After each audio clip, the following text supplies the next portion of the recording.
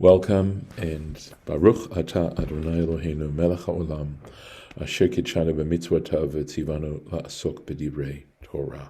Amen. And let's go into the share.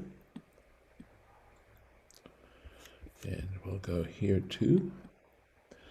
And what we were doing, we were looking at verse 25, where Jacob remained by himself. And then immediately it says, and a man wrestled with him until daybreak.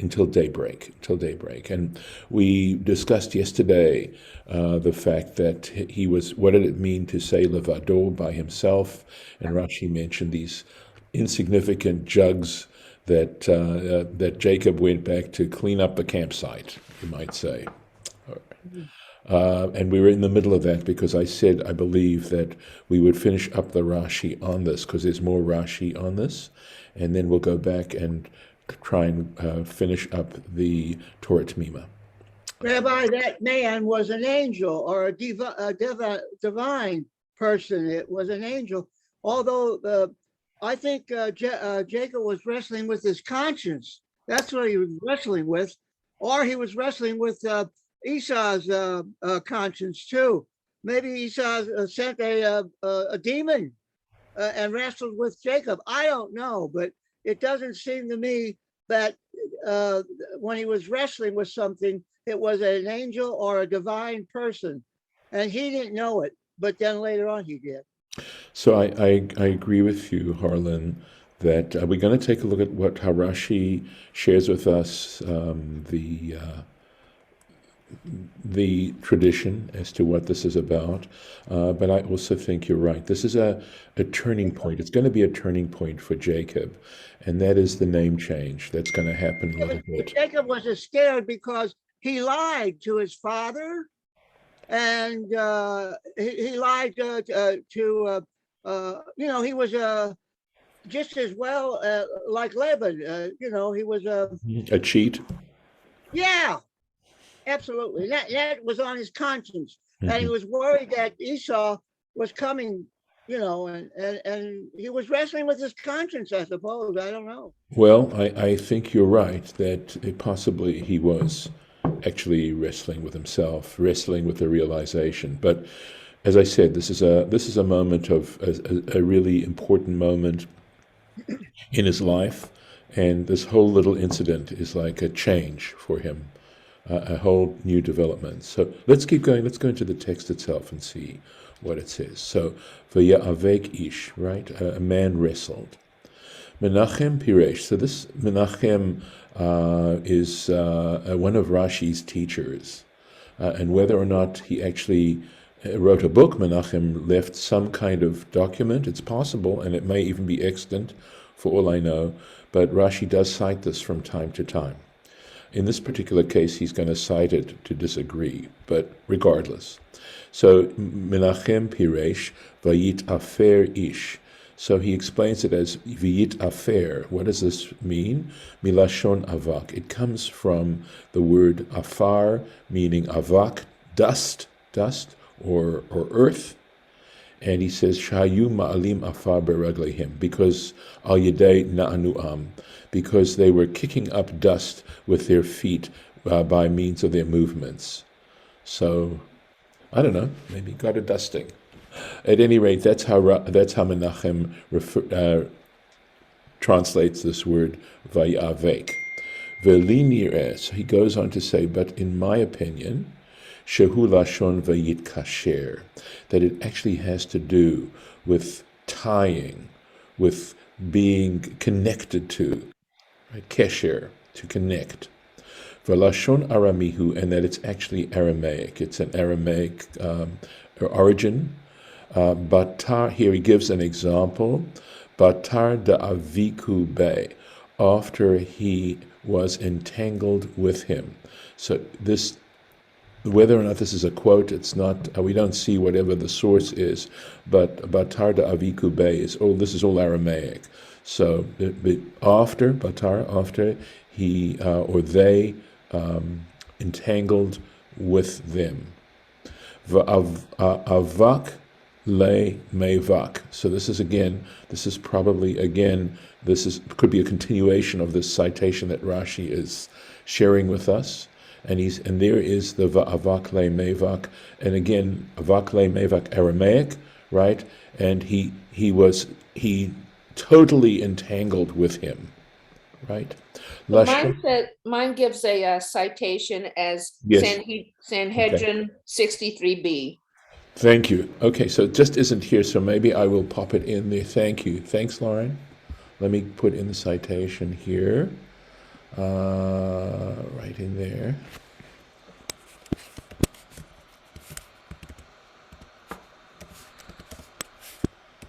Thank you. Great. And Lashon Aniva, it has the connotation of a loop, fastening with a loop. In other words, it's not a knot, it's a loop. It's something that you can untie. Shekain derech shnayim, because it is the custom or the way for two people, shemit amtsim, that are wrestling with each other, lahapil ish et re'ehu, for the one person to cause the other person to fall over, to drop the other person, shechov ko, because he's hugging him, he's clinging to him, ve'ovko, and again, he's entangling him, bezro'otav, with his arms. Upirshu Razal, and our sages of ancient memory said, Shehu Saro Shel Esav, that this was actually the guardian angel of Esau that he was wrestling with. So at least the traditional understanding of Elohim here is, as Harlan was mentioning, that it's understood as a divine being, not necessarily with God, but with a divine being. And as I thought about this, I went also where Harlan went in terms of who is he really wrestling with, because this is such a change for him, that perhaps this is a realization, a moment of realization for Jacob, because he thinks back on his experiences, and possibly he's meditating on or thinking back on everything that's happened to him since he was forced to leave, and now he's heading back. And what does this all add up to? And it's pretty sad. I mean, a lot of this story is really sad when you look into the various details of it. The person he's in love with winds up not to be his soulmate, his soul, S-O-L-E, mate, but so his soulmate isn't his soulmate. And then she is barren, and it takes a long time. And of course, we know that in the future, she's going to have a second child and die in childbirth. I mean, how sad, Dayenu, right? In the meantime, Laban tricks him. He has to get his salary, he has to trick Laban back because he knows what Laban's made out of.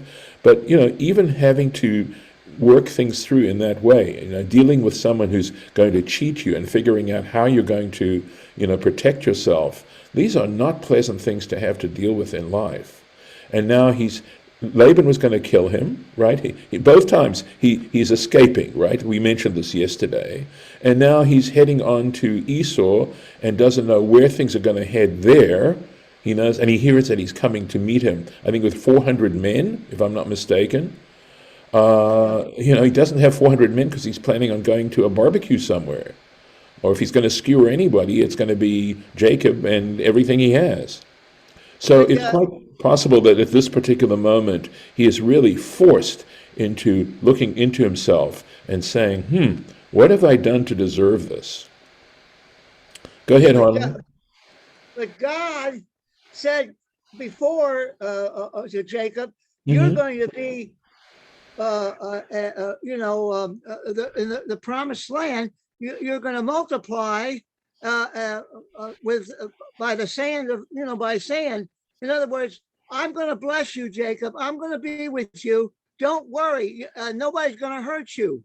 And he told him that before. So why was he talking about Esau? Because God's going to protect him anyway. I can answer that question. Okay. I've got two responses to that, Harlan. Very good points. Very good points.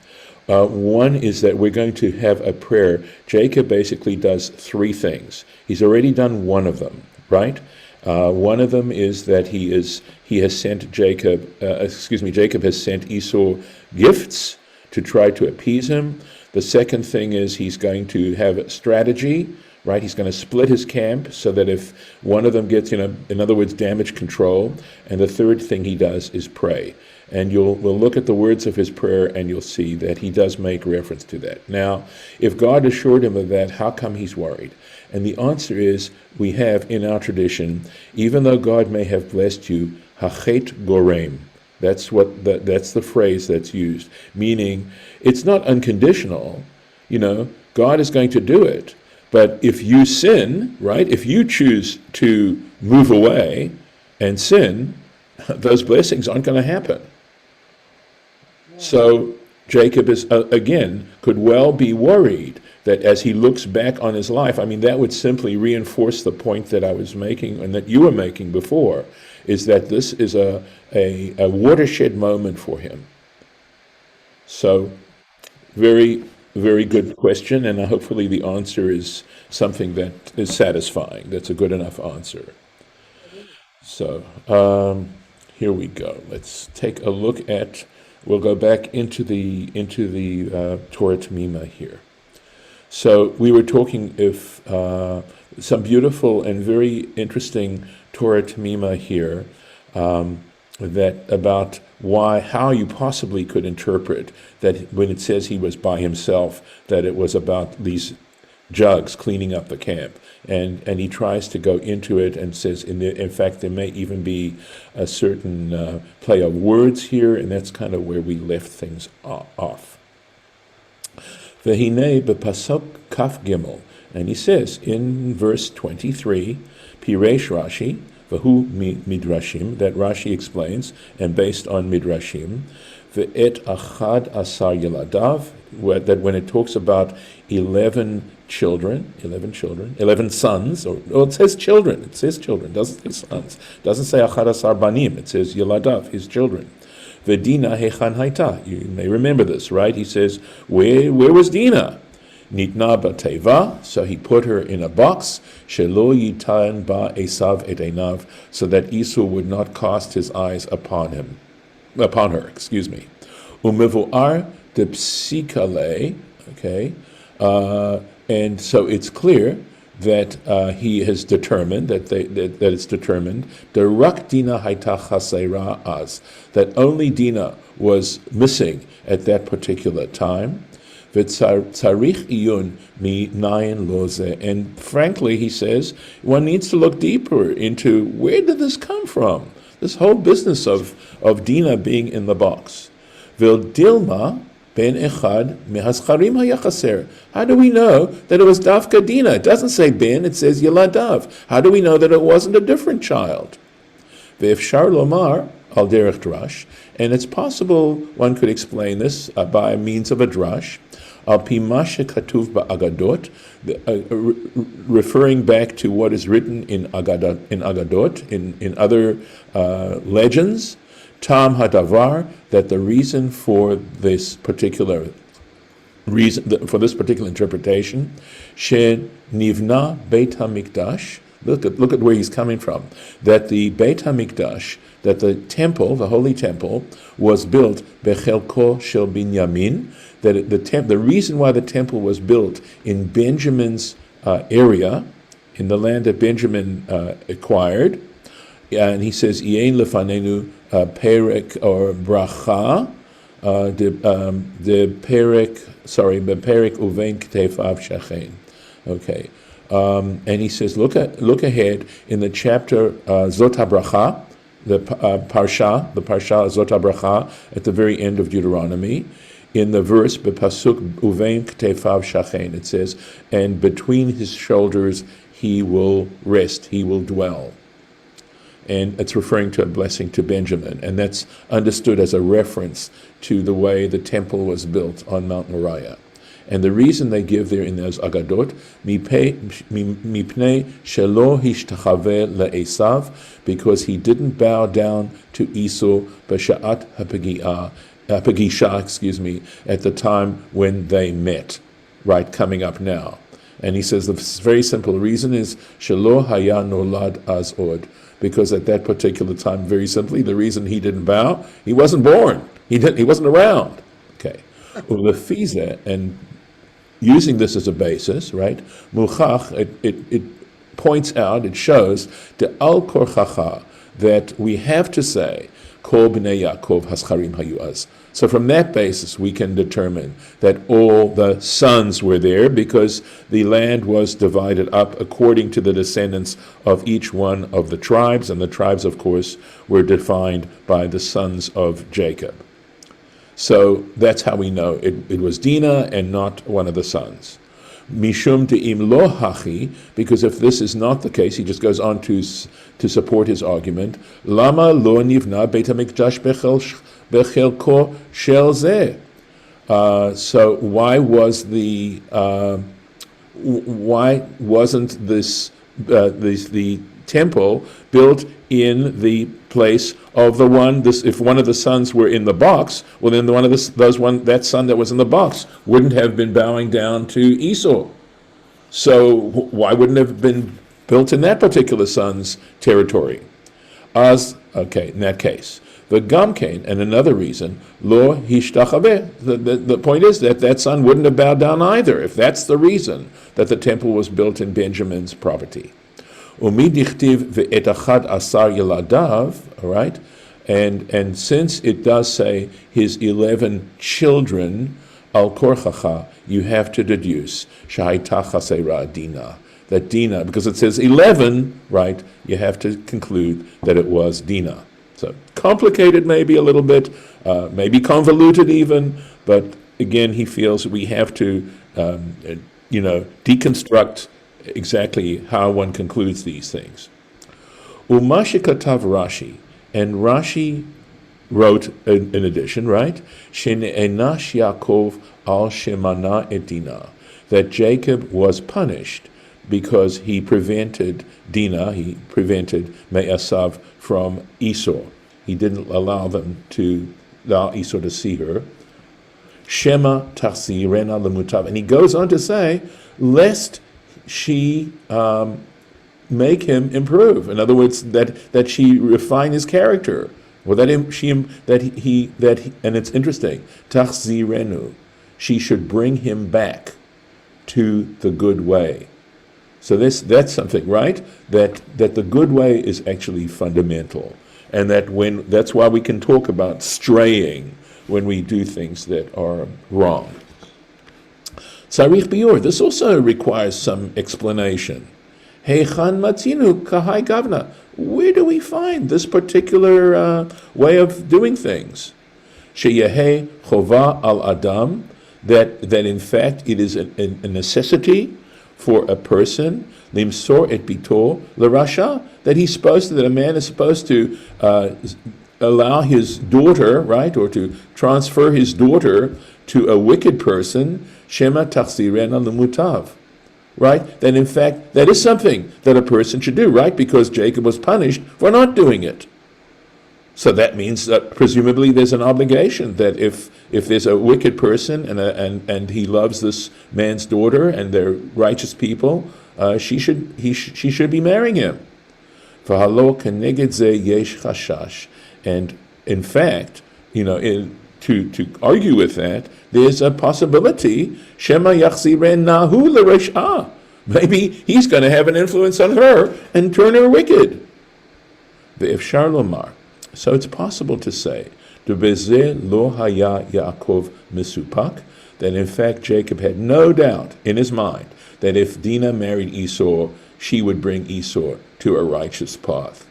Shehi tachzirenu lemutav, that she should bring Esau back to a good path. Ach mipnei ze gufa, and because of this very reason, lo ratza lahasiya ota lo, he didn't want to have her marry him. Kedei shelo tachzirenu lemutav. In fact, that was the reason that he didn't want her to marry him, because she might have a good influence on him and change his character for the better. Klomar, and what we're saying is, shemisin ato oto, that it was on account of how much he hated him, lo haya rotzeh ze gufa sheyachazor lemutav. That this is precisely that he didn't want her to be able to have that influence, and that Esau should improve his character. And I think that is amazing. It is amazing because there's such a tradition of Esau's wickedness and Jacob's righteousness. And this little piece, right, is saying so much about the nature of that hatred. And we see that hatred, developing in all kinds of different ways and saying, this is punishable. That bearing that kind of hatred and writing off Esau to such a degree is in fact wrong. And I think that's one of the reasons why I wanted to share this Torah Temimah with you, because I think this is a powerful message. You can almost say that it's because of Jacob that we don't have the Messiah, because had Esau turned good and we wouldn't have had this perpetual enemy, but more unity in the world, and more goodness that could have brought about, the Messiah and Jacob, and it's kind of the way that I tend to look at political divisions anyway. It's never an evil versus an innocent, side. Right. There's Right. just that it's not unshaded. There's shading one has to take into account. Yeah. And not only that, to look into ourselves, right? I mean, I love to say that I am an expert when it comes to everybody else, right? That finding fault and reasons to dislike or hate or whatever is so natural. And the thing not to do is to look at oneself and say, number one, if I have a bad relationship, are there any elements to my own behavior that are causing this bad relationship? Excuse me, Esau wanted to kill Jacob. Did he have reasons that Jacob might have provided? Yeah, and that's It doesn't justify it, but certainly Jacob had something to do with it. Right, and that's often the case that, that so-called enemies were kind of created by us, Yes, I think so. And sometimes very directly and sometimes, indirectly, but that we played a part. Agreed, Lauren. I think that, and your point about the Messiah is really cool. Thank you. It didn't occur to me, but I so appreciate your sharing that. Yes, I agree. But what's the message for us, Lauren? What is the message for us ourselves, right? When we slip into complaining and criticizing everybody else. I think critiques are okay, but you've got to clean yourself first. That's, there's that famous story about, when you go to heaven, they're not going to ask you, why was so-and-so such a bad person, and why was so-and-so such a bad person? And yet we sort of live our lives in this sort of stream of finding fault. And it's so easy. It's so easy. So anyway, let's go on. So you understand now why I felt it was important to share this with you. Vayeh lefi zeh biur halashon b'Rashi. And for this reason, we now have a clarification, right, of Rashi's language. Shema tachzirenu lemutav, lest she bring him back to goodness. Klomar, that is to say, she'al kein lo hisiya ota, that there was for this very reason, that it wasn't that might happen, that was the reason, right, that he didn't want her to marry him. Shema tachzirenu lemutav, lest she bring him back to a good path. Uvazeh lo hayachafet, he did not desire this, v'lachen ne'ernash, and for this reason he was in fact punished. So we have some more. Of course, this is a lengthy Torah Temimah, and I think what I'd like to do is stop here, and I'll go over this again and take a look at the rest and see if this is something that we should discuss possibly tomorrow. So I'm going to put the arrow there. Let me see if I can copy the arrow. Here it is. Okay. Take that out. See if I can copy it here. Okay. Right in there. Let's see how this works. If this will work. Yep, there it is. So I'm going to write in there for tomorrow. Thank you. And I'm going to stop the share and stop the recording until tomorrow, God willing.